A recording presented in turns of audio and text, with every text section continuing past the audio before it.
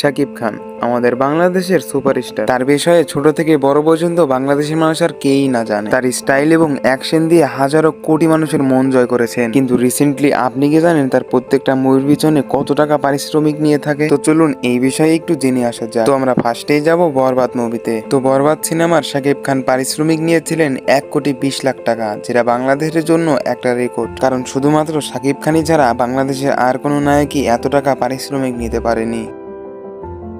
তো তারপরে আসি তুফান মুভিটার বিষয়ে। জানা গিয়েছে তুফান মুভি থেকে শাকিব খান পারিশ্রমিক নিয়েছিলেন 80 থেকে 90 লাখ টাকা। তার অ্যাকশন আর স্টাইলের জন্য সিনেমাটি ছিল পুরোই হিট। তারপরে আমরা যাব জনপ্রিয় একটা মুভি রাজকুমার, আর এই মুভিটাতে শাকিব খান পারিশ্রমিক নিয়েছিল মাত্র 65 লাখ টাকা। কিন্তু ওই মুভিতে একটি ইন্টারেস্টিং বিষয় হচ্ছে আমাদের বাংলাদেশের কোনো অভিনেত্রী ছিলেন না। নায়িকা হিসেবে শাকিব খানের বিপরীতে অভিনয় করেছিলেন আমেরিকান একজন অভিনেত্রী। বিপরীতের অভিনেত্রীর নামটি ছিল কোর্টনি কফি। আর হ্যাঁ, এই তিনটা মুভির মধ্যে আপনাদের কাছে সব থেকে কোন মুভিটা ভালো লেগেছিল অবশ্যই কমেন্ট বক্সে জানাবেন। ভিডিও শেষে ছোট্ট একটা রিকোয়েস্ট, চ্যানেল থেকে দেখলে সাবস্ক্রাইব করবেন, পেজ থেকে দেখলে ফলো করবেন।